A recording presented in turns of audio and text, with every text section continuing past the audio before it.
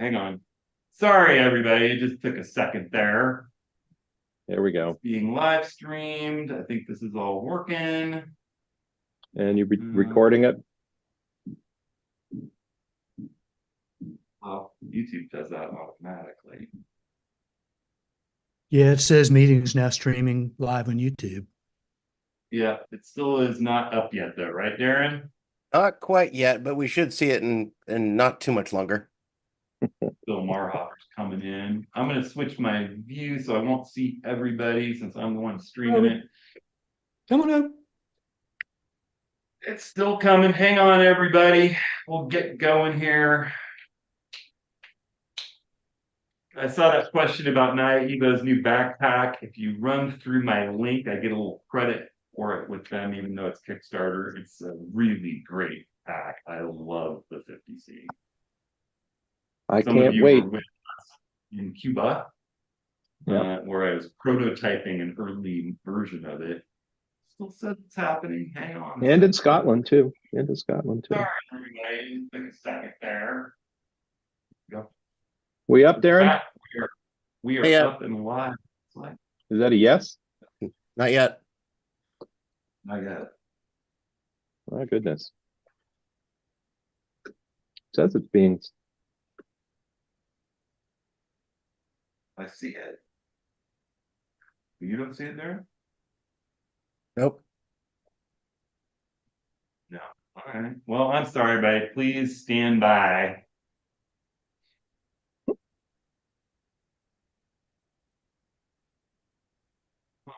There's a different stream. There's a different stream.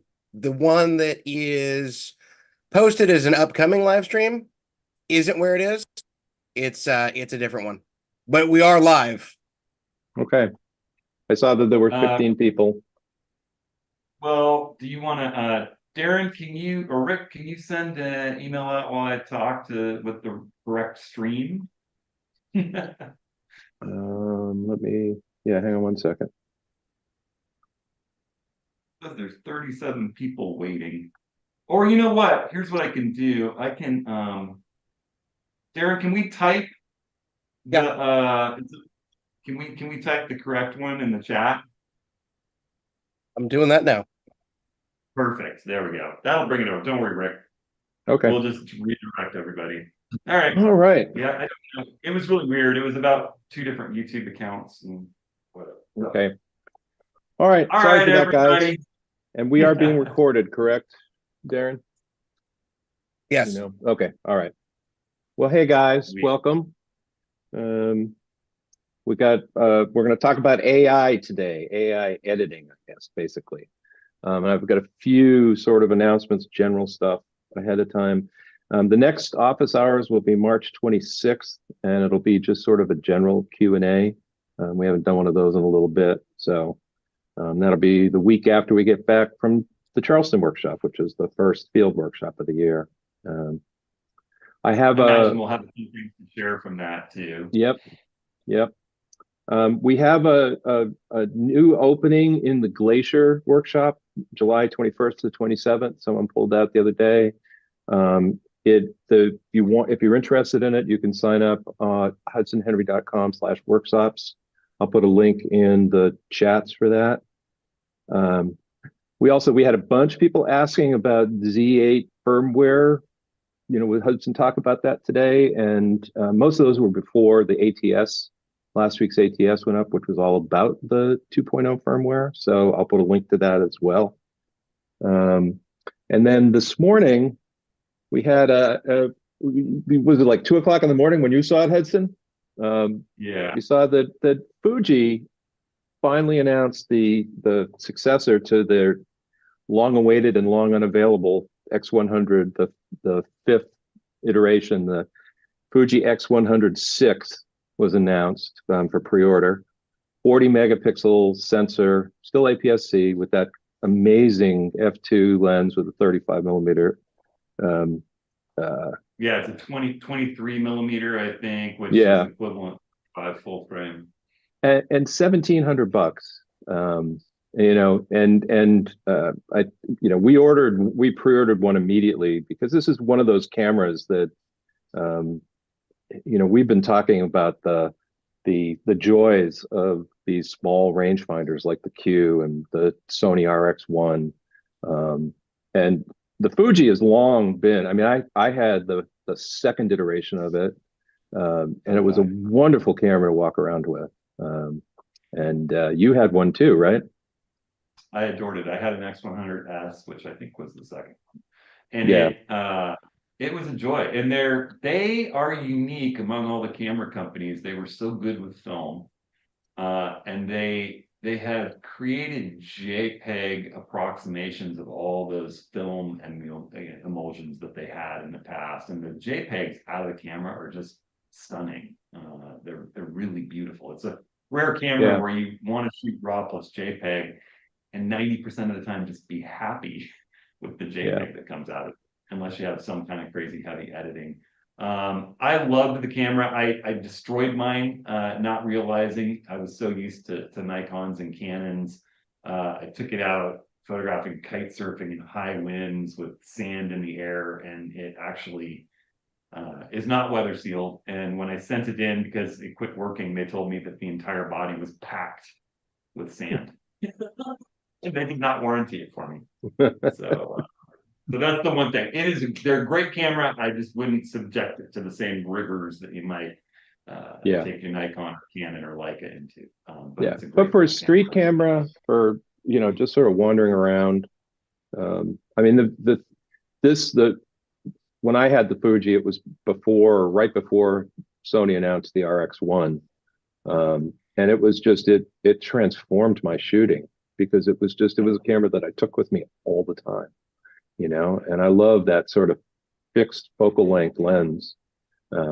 So it'll be interesting to see. Like I said, we'll get one. I mean, the Qs are wonderful cameras, but they're also damned expensive.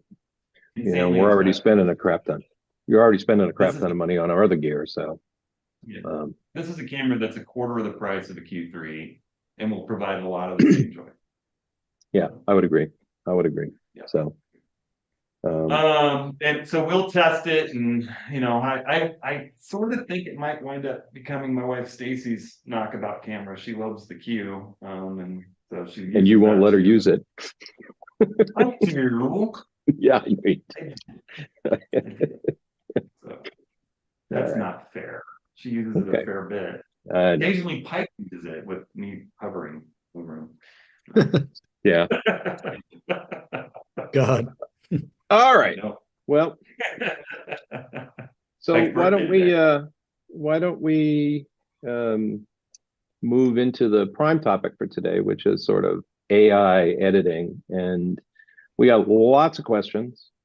And there's some of the stuff that I think we all have opinions on, but what we really wanted to sort of talk about was sort of using specifically Photoshop's generative fill stuff, and how we use that. And there are people who have questions about ethics and all that we'll deal with. But you wanted to show a couple of things on sort of the way that you use these AI tools in Photoshop, right?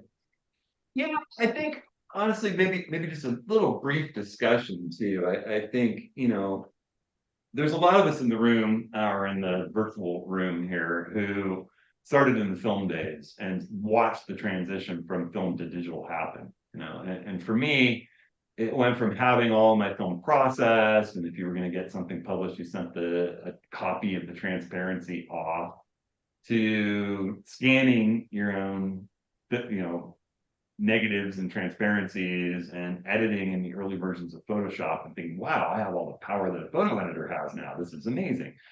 To getting cameras that suddenly spit out a digital image ready to be edited without having to do all the color correction and everything like that. And I remember, film photographers who were wed to film saying, well, but the minute you touch that sharpening slider, you've digitally manipulated your image, and that's unfair. And that's a suddenly, you hit that sharpening slider, all bets are off. You got to tell everybody that you did that, you know. And the fact is that digital sensors just happen to, by nature, render, you know, through the filtration system in front of them, a slightly less sharp image than film might come out of the camera. And we also know that the great film photographers like Weston and Ansel Adams and all of these greats spent hours and hours and hours in the darkroom masking and doing tons and tons of selective processing and work. And the reason that they like to work in black and white, one of the major reasons, was that they could do that. Color was too complicated to have as much control over the process portion of the entire creative process. So, you know, now we have the ability to do all that stuff in color, and it has continued advancing. And those arguments have gone by the wayside. And then there are, you know, there's the compositing. Well, what, you know, what's real, what's not real. And I think there's digital art, and there's great photographs that we edit. You know, and sure, there may be some purists out there who say you snap the picture, you don't touch it. Well, I don't know too many of them. There's a line there somewhere. I think you know, this is a very hot topic in the world of journalism. You know, where what is real, and I think that's a different standard. You know, and one of the things, you know, there's been a push for camera manufacturers to sort of embed this sort of original digital watermark that somehow says that this is an unretouched image. And I think this is early stages yet, so I haven't seen it in practice at this point. But there's clearly those types of issues. But you know, I think about going out and doing workshops. I think about the old days when, you know, you and I and a bunch of other buddies were getting together once a month and going to the Daily and showing prints and talking about stuff. You know, I remember, you know, I was scanning film in like 1993 and 1994. And, you know, I remember the clone tool being my best friend, you know, that and the dust and scratches filter, because, you know, scanning film to get clean film scanned was horrible, you know. And so what, you know, there's no way that I'm not going to spot those pieces of dust off my thing, or a little scratch or something.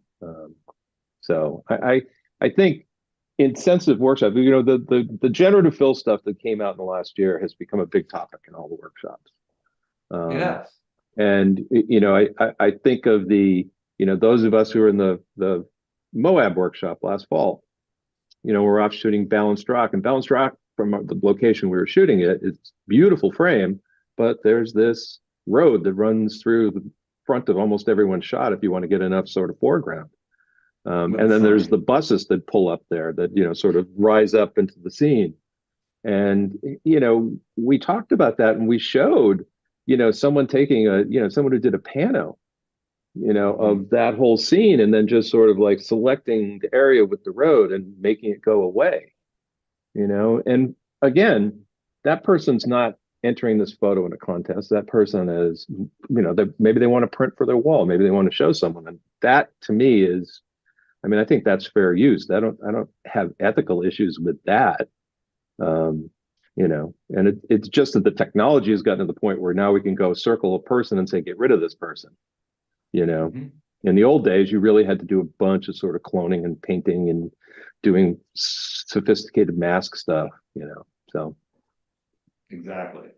And, you know, I mean, I have often sort of drawn my line. I don't love to do sky replacements. I will not take a sky that wasn't there and put it into an image. You know, let's say I'm going to do a Milky Way shot, and I want to composite a blue hour foreground with no directional light on it, but with the detail that I want, you know, focused a little bit closer, a little narrower aperture, longer exposure. I'll shoot that during blue hour, but I've already used PhotoPills or some app to see that the Milky Way is going to be right there. And then maybe I need slightly to get any obstructions out of the way, and I shoot the Milky Way that night. And I'm going to put those two together just because I can get a better image of the stars in space and of the foreground at the same time. But I'm creating that in my mind and capturing it with the tools that I have available to me just to get the highest quality image that I can print. And I've done things where, I was photographing dhows crossing in front of me in the Indian Ocean off Zanzibar at sunset. And at the very moment that the sun rimmed down and the scene was the most beautiful, there weren't two dhows crossing in different directions in front of me. But 5 minutes before there were. And I took those two images and just put the 5 minute later sunset in with the dhows in the foreground. I don't have a problem with that. I was thinking it in my mind when I shot it. But that's a line someone else might not cross. For me, I was thinking it as I made those two images. This will work together. I framed it in a way that would be very simple to composite together. There are many examples like that, but I wouldn't take a sunset from another place and another time and drop it into another image. And I know a lot of people would, and that's their line. I think that, as long as you're not selling to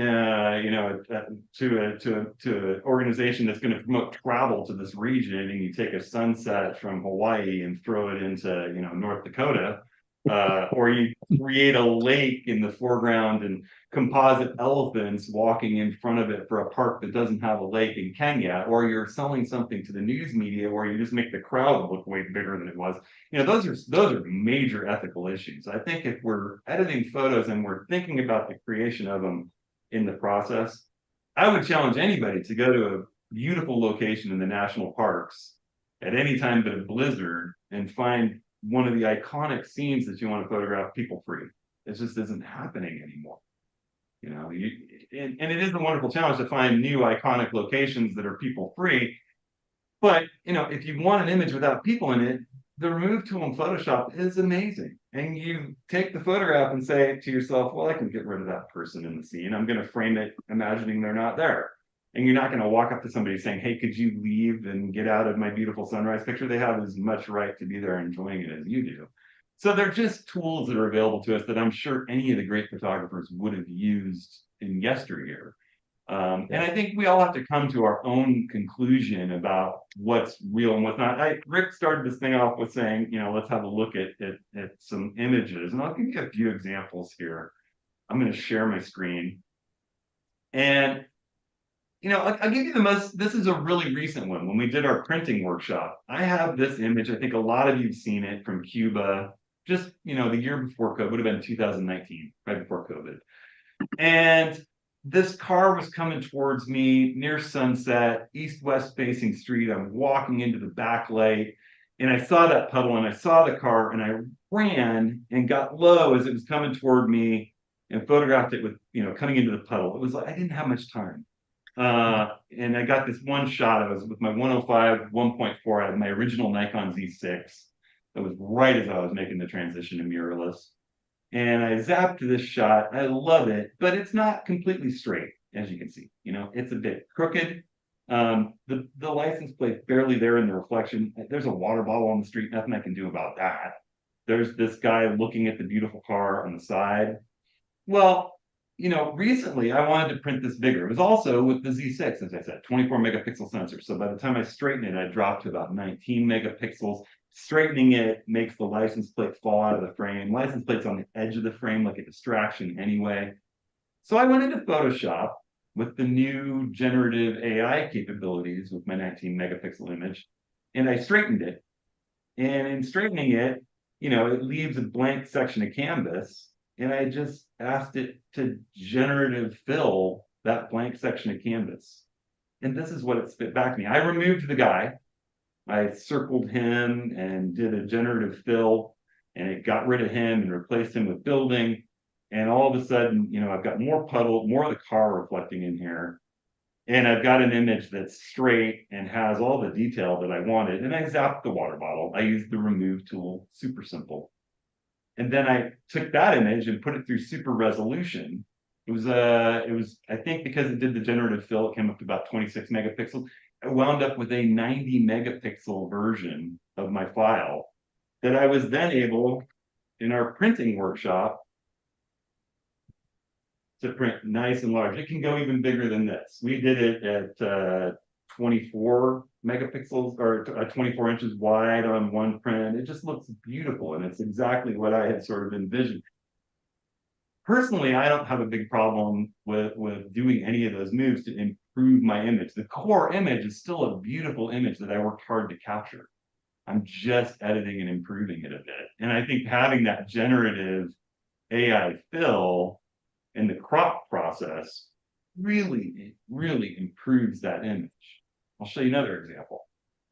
Let's see, moving through here. Oh, hold on. Yeah, we'll take a look. This is a beautiful morning in our Moab workshop this last fall. And pretty much mostly people from our workshop popping up here with headlamps and setting up their gear. You know, blue hour, pre-sunrise, turret arch through the window. I had a group with us. And I snapped this blue hour frame knowing, well, I got people in there, they would be complicated to clone out. But shortly thereafter, you know, I started playing around with Photoshop's remove tool, and it was as simple as just taking my little lasso tool and selecting around this person, and with the remove tool, actually, just drawing a little circle around him, gone, draw a little circle, gone, draw a little circle. Now, in the past, I would have gone in and meticulously cloned and used the patch tool and made sure that it all looked right. But this tool simply makes that process seconds. Well, and I think instead of minutes. that's one of the things here is that, you know, for years, really great retouchers have been able to do amazing work. My daughter, you know, is a phenomenal Photoshop retoucher. She was doing that in 2004, 2005. And I could give her a photograph and say, hey, can you help me get rid of this stuff here? And she would go away and she'd come back, you know, a day later, and, you know, what I wanted was done. But now we're at the point where literally you don't even have to play with the patch tool anymore. You have to just circle something and do remove. So it makes all of this stuff more available to a wider group of people. You know, a couple of people have said that in the chat, the same thing. You know, what was formerly hard is now relatively easy, you know. And also there were services. You know, I was constantly, in my days doing more commercial photography, I was constantly getting barraged with emails from people saying, we do high quality photo retouching, send us your images, we'll do distraction removal, we'll do color correction. You know, there were literally people who made a living out of going in and doing this kind of work. And now it's simple for everyone. So let's look at just a couple more, or particularly one more really quick. And one that really struck me as amazing. And this is a panorama I shot at Delicate Arch at sunset. A lot of our photo workshop was over here. We had people kind of strewn throughout, a few people behind me. I set up, I did this panorama. This guy came over and got into it, and there are people walking in and out to take the photograph. And I just thought to myself, well, I'm gonna have to do some cloning. And it was about the same time that generative fill came out, during that Moab workshop, I think, Rick. That's when they launched it in Photoshop. Well, they launched it a while back, but it sort of kicked in a high gear, I would say, towards the end of summer. Right. And so I got back to the place we were staying in Moab, and I assembled this panel on my laptop, and I started playing around with the remove tool, but the generative AI fill, I would just circle and then, you know, hold down the control key or command key and do it, add to the selection. I circled all the people and just ran a single generative fill, and then went in where I had these problems with some ghosting from the elements in my lens on such an intense sun star. And the generative AI fill just took care of everything. Wow, you know, and it's the image that I envisioned as I was shooting it. There's no way you're going to get a beautiful sunset like this in the fall at Delicate Arch without a lot of people. And honestly, I don't even mind the people in the scene personally, but I do not love when I get those ghosts in my sunstar, and it's incredibly difficult and painstaking to try to solve, you know, because that ray of the sun is fading and getting narrower as it emanates out from the setting sun. And this is also an HDR panel. There's just a lot of complexity to this. So, you know, removing something like this little little imperfection. It's simple. It's not in the blade of the Sunstar, but this one would be a real pain to do. And all I did was took my lasso tool, circled it, and then it pops up asking if you want to do generative fill. And I typed nothing. I just typed generative fill, and it fixed that Sunstar for me perfectly, which that suddenly opens up a world of Sunstars that have, some imperfections from just too much light bouncing around in the elements of your lens. Wow, somebody clearly programmed the AI in for Sunstars, and that's just a huge benefit. I don't know too many people who'd be upset with fixing a blotchy Sunstar the old-fashioned way. Giving us a tool that does it quicker and easier, that's pretty great. Yeah. Marvin says he likes the scale of the people on the left. You know me, I love people in the landscape. I like people too. I mean, honestly, to be completely honest, it was like I had just been reading some articles about the power of it, and I hadn't gone in and tested it, and I had that image, and well, let's give it a shot. Wow. Yeah. I do. I like the people image too. I don't mind them at all. Over on YouTube, Mark makes a good point that he's got panos of beach or water scenes and can use it to fix that the water's moving in different parts of the pano, right? It saves those images. You can go back and take ones that aren't maybe as good because you're like, well, I can't fix this part. Now you can go back and fix it, right? So there's definitely like your Sunstar point, there's water and other moving objects that kind of you captured all of it, but then it's all blotchy and kind of what does that look like, right? I love this discussion, right, around what is and isn't photo manipulation, and what is acceptable or what isn't, because it's different to buddy, depending on what you're doing. I don't do a ton of retouching when I do sports stuff, right? Because I don't need to. I might crop it, but that might be the extent of it. Yeah. But if I'm doing a landscape like Hudson's doing, I'm probably paying more attention to what I'm getting, what I'm capturing, and then fixing it in post if it's stuff I can't fix there in the moment. Yeah. Right. We had a few people who asked about the ethics of things like photo competitions and stuff like that. I think in general, what I would say is if you want to enter a certain competition, you need to really look at what the rules say. There are some competitions that are very strict about what they'll allow, and some won't. I would, if I were to enter something into a contest, and they didn't say anything against manipulation, I would probably say that retouch to remove people or whatever, just to be on the up and up with it. But I think things get murky. I don't even think they get murky if you're selling your artwork. I mean, if someone thinks that you've created a photograph that you printed and is beautiful and they're willing to pay money for it, and you went in and zapped a couple of people, I don't think you owe those people the response that well, I did manipulate this. I mean, I think pretty much I got rid of the old water bottle in the bushes in the foreground. Yeah. I mean, Tom Hogan, who I think is much more of a stickler for this stuff than we are. Even he will admit that he will remove the stray candy wrapper in that beautiful landscape that he's in, especially if he can't get to it. Yep.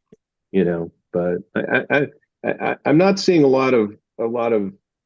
Well, I think it's wrong in the chats. Are you seeing anything over there? I mean, I'm curious if anyone has sort of a contrary opinion here about. I will say that when I'm setting up to photograph, particularly in landscape, I try to look really closely, and I will run around and pick up the stray water bottle and the stray, trash bag or whatever it is, which is good Samaritan anyway. Better to do it before you take the picture than after. But you don't always see it all. And sometimes when you're photographing, some massive panorama or even a 46 or 60 megapixel image, and you zoom into 100%, checking it for final printout, you're like, oh, holy cow, I missed that. Where, I didn't see that in the landscape. There's a candy bar wrapper stuck in that bush. You're like, oh my gosh, I got to get rid of that. Yeah. Or and I think the more that you do this art and the more that you print, particularly Rick and I, we just had these two printing workshops, which were just such a joy. The ultimate goal is to be able to make a nice large print from your work, and it's much more demanding. And I think the going back and forth from print to your digital file to your capture and thinking about how meticulously you have to look through something to make a large print, you start being a little more aware out in the field. And I've been places in Patagonia where I've seen lots and lots of photos from, and I have had, everyone's unique because the weather's always different. The clouds are constantly changing over those mountains in Torres del Paine and Chile. But one of the best scenes from Lago Pijo, where people go, there's a road in the foreground with a big corner sign. And I've seen gajillions of photos of that, and I haven't seen anybody leave the corner sign in the frame. And as you frame it up and you get ready for it, it's just like balanced rock. You look at it and you're like, well, I'm gonna have to get that big RV out of the bottom right corner. I could frame it where there's just a little tiny line of bushes below the rock without the RV, but that's just going to be a distraction. I want the bushes, but the RV is going to be in there if I put it's the same kind of thing, right? To frame it correctly, there's this big yellow corner sign. And so you just know, when I get that, in my old days, I would have just cloned it out with more bushes. Now I would circle it with the remove tool and it would just be gone. I would go ahead. Go on. No, go ahead. I think one of the things Ansel Adams and other people did selective processing, where they would dodge and burn that thing nearly out of existence. Yeah. Well, I'm not picking on him. But it will sound like I am. One of the things that's going to happen, is happening, is people actually putting things that were not there into their shots. And I was watching a video by Blake Rudis, where he had this, and he's not a big fan of generative fill right now. I think mostly because of the resolution issues. But he had this beautiful landscape shot that he had taken, and there was this sort of modern looking house on one of the hills. And instead of removing it, what he wanted to do was he wanted to actually create a more rustic looking cabin. So he used generative fill to sort of generate a cabin. And he went through his whole process of doing it. And then the issue he had was that what Adobe created was not high resolution enough that he could then use it in that final photograph. Right. And he used a online tool called, I think, Magico, which is one of these sort of up-res facilities, to do it. And, in the end, he came out with what looked to be a good shot. And this is one of those things that I think we're going to see more and more of. We had one question today from someone who was like, I've got this, I went to shoot the Milky Way at this place and I got a really nice foreground shot. How do I generate a Milky Way, because it was cloudy that night and there was nothing there? And that, I don't know if that's really the type of stuff that I want to be doing, but you will be able to do that. I guarantee it. In 2 years, you can go and say, oh, well, I was at this great place. I want to put a Milky Way there. Elizabeth has an interesting comment, where she says, what's wrong with making up stuff? The moment you take a photograph, you take something from nature and created something that is not real to begin with. You call it photographic painting. Is it just, you call it painting then, or these are the things that are going to happen even more and more. I mean, I look at some of the images that are created from whole cloth, 5 words, and right now you can tell pretty much what an completely AI generated image is. Mm-hmm. But it's fascinating. That line is beginning to blur too, in frightening ways, at sort of the far end of the spectrum, with societal implications that are concerning. I think I saw someone make a comment that isn't generative fill adding something to the image no matter what. I mean, you're generating something that wasn't there. And I would say not in any way that's necessarily different than cloning or using the patch tool or using the remove tool. You're basically telling it, remove this, generate Yeah. the same thing as is in the background if this thing wasn't there. Mhm. You know, I mean, that if you use the generative fill feature the way that I'm sort of describing using it in those images that I just gave as examples, you're not telling it put a bear with a hat or add more zebras here, which you can do, you know? Yeah. Um, Well, and and, there, and if I can go back to one thing you said earlier when we were talking about sky replacements, and I think anybody who's been in a workshop with us will know that the two things we sort of rail against are,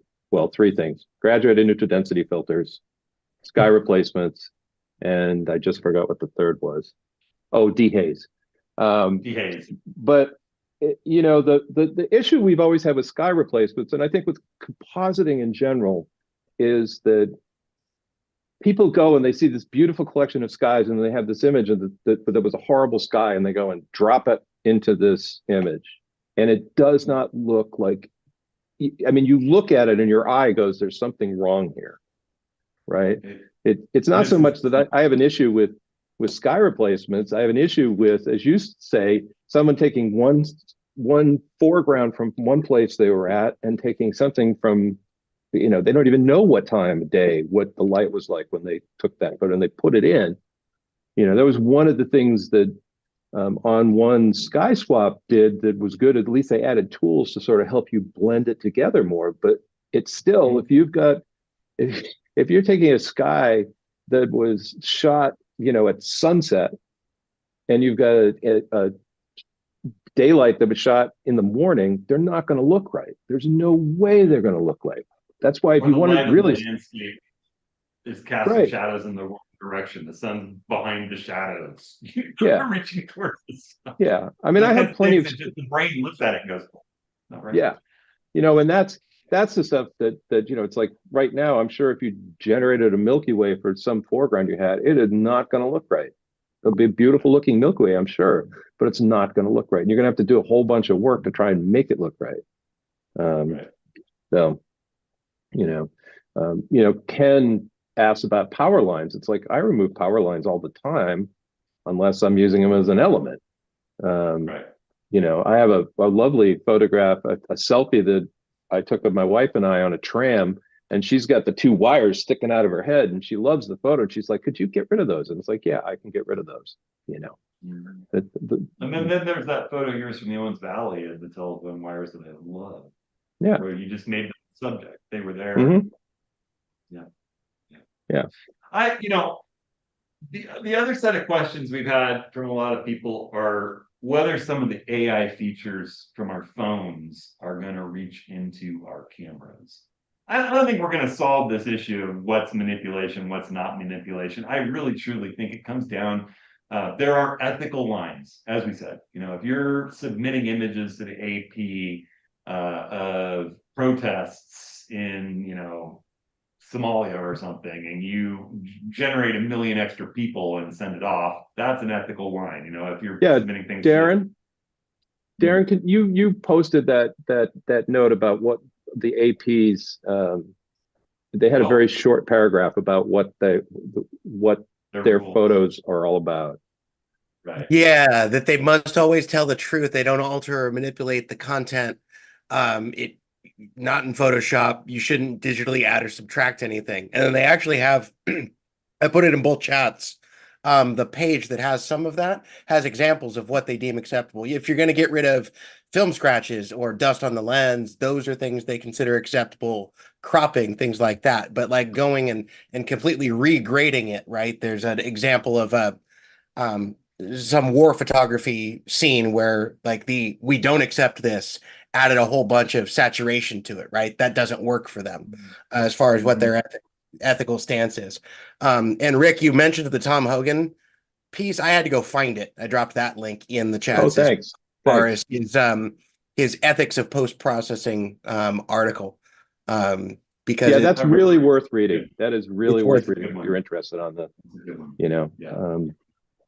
I remember getting flagged back in the days where I did a lot of like travel articles. I did one for the Oregonian, again about Zanzibar, and I had this photo I submitted that was of friends of mine on a beach. There's a little fire, and this moon was setting behind them. And the way that I did it was setting up a strobe, gelled the same color as the fire, just off camera, and I did a 30-second exposure to get the moon, or 15-second exposure to get the moon rising in the scene and get that night shot. And then I just flashed a little light in on them in the fire. It's like a lick of light, and it looked like firelight.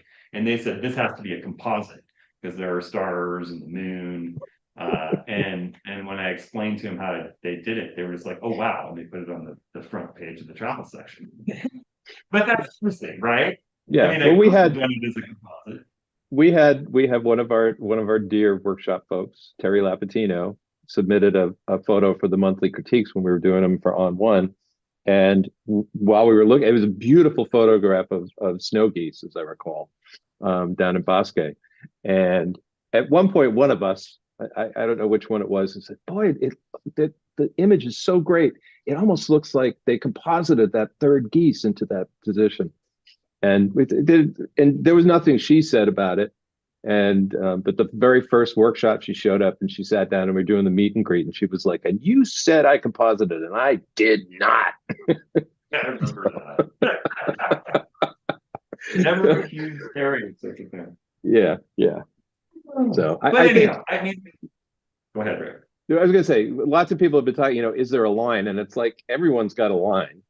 And I think, it Petapixel, someone posted a link to a Petapixel image about, or story about some guy who admitted that his snow leopard shot was faked. I mean, that's going to be coming out from forever now. I mean, you're going to get those people who are presenting something that is not an actual representation of something they saw in the field. And maybe there will be ways to actually be able to tell that stuff. There was another guy who won some contest, and it turned out that his image was totally fake. And it's like, well, it's one reason why I never enter contests. I tend to have just an issue with them in general. A lot of them just seem to be image grabs and things like that more than anything else. But I'm sure there are some good ones out there. But those are the places where I think you have to be really careful. If you're going to post something to win some competition, you need to make sure you understand the rules of it beforehand. Or sell any kind of editorial content. Yes. Yeah. I think the line for me is, if you're trying to represent something that happened by generating things that were not in the scene, that's my line. So here's a question, right? Because we're kind of talking around it, right? Chris makes a good point. It's AI. AI is it's the worst it's going to be right now. It's only going to be better from here. Mm-hmm. Is part of the problem and part of the discussion here that this has become so accessible and easy to do for the masses. There's always been people who have been excellent at retouching things, and you can composite things in the film days, right? But now we're at a point where I can go in and click a couple things, maybe type a couple words and completely change the image, right? Is that where part of the problem is, the ease which you can do it? I would agree. This is only going to get easier as we go on, and we're going to reach the point where, well, actually, my friend Ben did something recently. He's running one of those, I can't remember the name of the image server, but he's been playing with all of this stuff for the lynda.com LinkedIn learning stuff, and he basically trained it on a dozen images of me that he had in his library, and then had them generate a complete new version of me that did not exist. And it was, I mean, I could, it looked, and it was fake, but in Rick 2 in or a 3 Beefeater outfit at Buckingham Palace. yeah. I think it was like Frenchman with a beret and a baguette.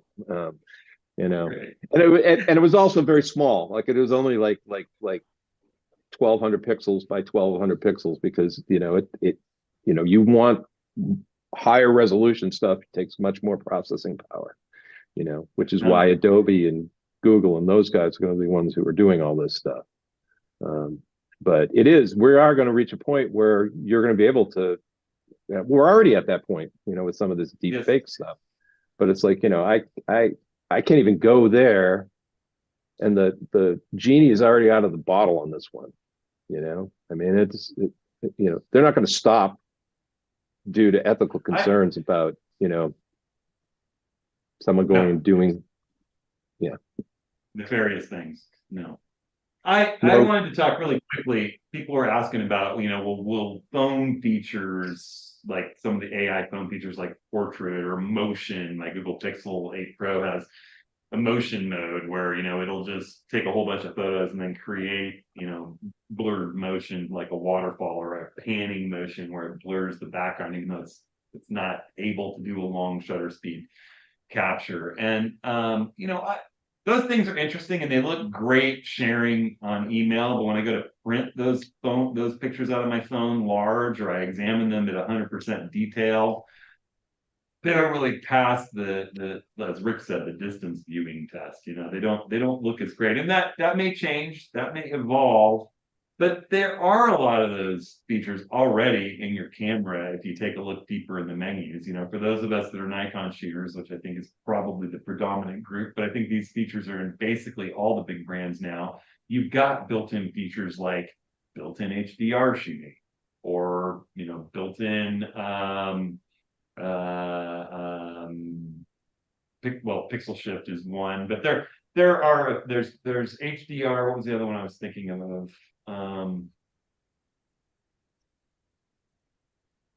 Pano? Well, HDR, Pano, yeah, that's right. Pano is another one. They're coming out into the cameras, and it'll generate a JPEG that composites your images together, but it's going to spit out a result that's far less quality than the individual raw files that went into the creation of it.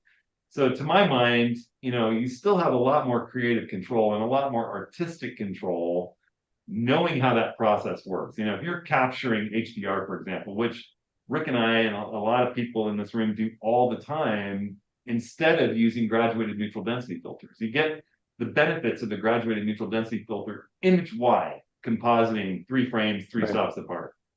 You get 6 extra stops of exposure latitude, to the 3 to one side, 3 to the other side. You get to set your midpoint wherever you want. You capture all the highlights and shadows in the scene. Properly processing that takes some work with the sliders. It also in the capture takes some looking at the histogram to see if you've captured the histogram in the underexposed shot should not have blown highlights in all 3 color channels. The histogram in the overexposed shot should not, be blown out in the shadows, should not have blocked out shadows. You got to do that kind of work. It still takes the human brain in processing to capture the right amount of data and then process it artfully, where you take an HDR image and you come up with something that looks natural and has all the tonal information. And so, you can also the other one I was thinking of is the intervalometer and time lapse shooting. You can capture a time lapse in camera, and that's a great starting point for a lot of people. But it's going to spit out a little video clip with the white balance baked in and all the exposure baked in. It's a very small, not very editable video file, and not in the highest resolution video your camera is capable of, or the highest quality bit rate that your camera is capable of. If instead you capture raw files of that scene as stills and blend them in post-production, you can do all the work that you can do on a raw file and really edit that and create a video that looks like you envisioned when you were out shooting. You have more artistic and creative control doing that kind of work yourself. So I don't know. I did a test recently where I shot some images with my Pixel phone, straight up, just with the regular phone. It has a great camera, it has a great lens, great processor.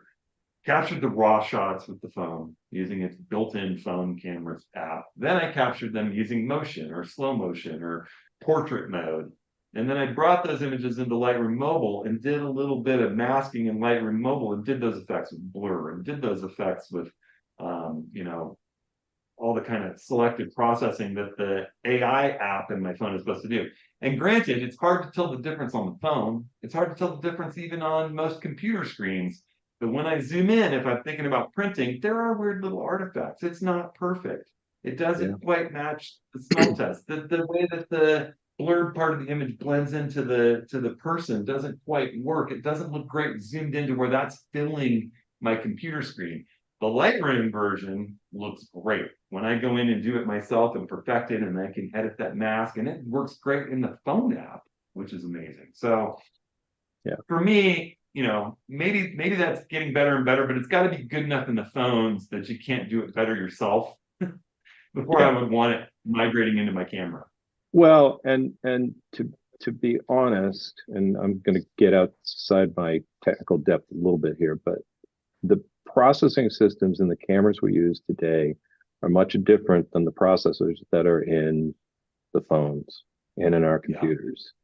And you know, there's this thing where there's like AI. The word AI is used interchangeably for a bunch of stuff, and I'll use On One as an example. So On One has this feature called Brilliance AI that you run it, you click a button, and you run it on your photo, and it does all of the adjustments to your photo, and it creates a starting point in your edit. Right. And the thing is that this is quite different. And there's a lot of this type of quote AI technology out there.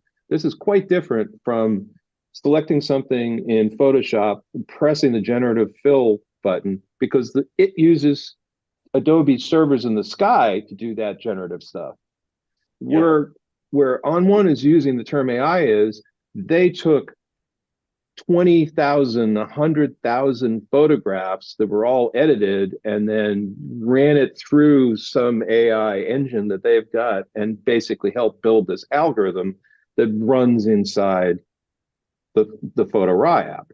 Okay. Yeah. It's not doing anything magical. It's just basically it's got a little database and it says, oh, well, this type of image has this tonality. So this is the type of adjustments that seem to make sense for this type of image.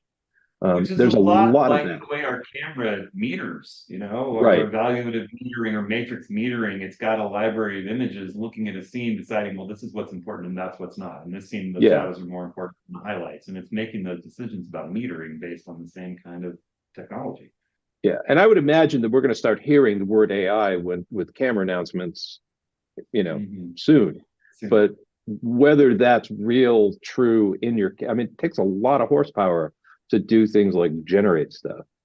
And we've seen, what was it? The Arsenal, right? Was that the name of the yes. It was a connector, right? You plugged in your camera and you aim your camera at it, and it was supposedly would take the perfect picture for you. And it's like, well, everybody I know who had one and tried one was like, yeah, not really.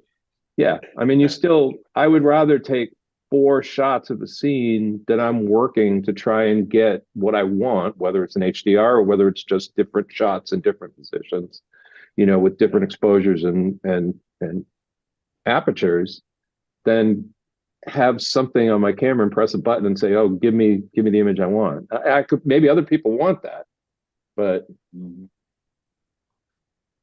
Did you want to talk really briefly about Carl's question? Carl's no, actually I don't. I think what we're going to do is that's going to be the topic of the next office hours. Okay. Well, you said it was a general Q&A. Are we? Well, and I think we'll talk. But I think we'll talk about it. Yeah. So, our good friend Carl asked about. There's been a bunch of people out there. Our buddy Matt Kay is one of them. Brian Matisse is another, who are basically talking about leaving Lightroom Classic behind and going to Lightroom CC in the cloud. And Carl had asked what were our thoughts about it. And I would say that our thoughts about it are long and similarly ranty. And beloved of Lightroom Classic for a number of reasons that make a lot of sense for Rick and I. Right. But I think it's worth a longer discussion than 4 or 5 minutes, to be honest with you.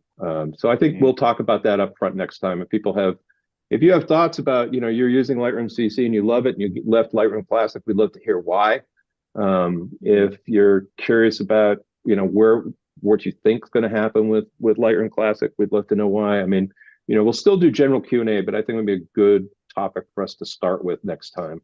Because it is a big thing, and a number of people are out there, saying, hey, you don't need to be using Lightroom Classic anymore. And for Hudson and I, that's not true. But I can see where for other people it would make sense. Yeah. For some people, yeah, smaller collections, people who don't print a lot, a number of things. Yeah. Yeah. Let me just see if there are any other sort of general questions. Like I said, there were a bunch of people who had asked about the Z8 update. Oh, here's one. Ken Parent said he just received a solicitation from Hoya regarding a 16-stop ND filter for use with the upcoming solar eclipse, warning that these will sell out quickly in advance. Are we really going to need a 16-stop ND, Hudson? If you go to my YouTube channel, there's a search function. Search for Eclipse, and you'll see a video I did just a few months ago where I talk about that very topic. I know there are a lot of people out there selling solar filters and also just sort of doomsdaying about this is going to fry your filter to keep your sensor pointing it at the sun, and 16 stops at ND isn't sufficient. And I find that all a little strange. I mean, I've been shooting sun stars for minutes at a time with wide angle lenses and normal lenses for years and years and years on everything from the D200 to the Z9. And we set up in workshops and wait for the sun to rim up, pointing right at it with no filtration, shooting dawns and sunsets. And I have shot partial eclipses and total eclipses with 16 stops of neutral density. During the total eclipse, you take all the density off. There's no need, it's not very intense once it goes completely behind the sun. But for the partial eclipse, for an angular eclipse, you do want to protect your sensor from too much exposure to that really bright, hot object. 16 stops has been more than sufficient for me and everyone in my workshops. I did a test where I ran a video. That video you'll find, the latest one on Eclipse, shows me pointing at the sun, shows the results. I'm still using that Z9. There's nothing fried about its sensor. I don't think you should set, a 400 millimeter or a 500 millimeter lens up and have it on a tracker, which I don't know exactly why you do anyway. It's not hard to follow the sun on a pan and tilt head or a gimbal, or even on a ball head if you're careful about it. It's a little more complicated on a ball head, but you can track it. It's not moving that fast, and the exposures are very, very quick, especially when it's partially talking thousandth of a second. It's not like you need to track it for a long exposure. But I wouldn't want to set my camera up without neutral density, tracking it with a long lens, just getting that part of the sensor super hot. I think that's a bad idea. I think it's a good idea to put a cap in front of your lens between shots. If you're doing the landscape scene where it's moving through the scene, the sun's going to be on different spots of your sensor. You're going to open it, fire. It's going to be a very quick shot. Even with 16 stops of neutral density, shooting the sun, at a reasonable aperture, you're probably still going to be at 30th of a second or something. Put the cap back on in between every one. Fire it every couple minutes for that shot where you're tracking the path of it going through. Put the cap on in between the shots you take. Have a timer. Take a shot, 2 minutes. Take the cap off. Take a shot. Cap on. If you're doing the long lens shot, put the cap on in between shots. You're going to be bracketing. For that long lens. And when the eclipse happens, you don't need any neutral density. In my video, I showcase that if you have let's say, for example, the case kits that I sell, they come with a 3, 6, and a 10-stop neutral density filter. The 6 and the 10-stop stacked together make 16, and it works great. There's no problem with stacking those two filters you already have in your kit to get to 16. So there you go. I ran a workshop with Rick in Oregon for the great solar eclipse, North American solar eclipse that we had a few years back, and everybody used 16 stops of neutral density and was fine. We have those in our store. I don't think we're about to run out. Somebody wants to go grab one, great. You don't need any filtration during totality, which is going to be the epic moments of the eclipse. So, all right. All right. Well, there you go. We have wasted another perfectly good hour of everyone's time. And we'll talk about and- Lightroom versus Lightroom Classic a little bit next time and do an open Q&A. Yeah, on the 26th of March. Darren, thanks for holding down the fort on the YouTube side. We'll do better next time about getting everything started up. But again, we appreciate your time, everyone. We hope you have a good month, and we'll see you soon. Thanks, everybody.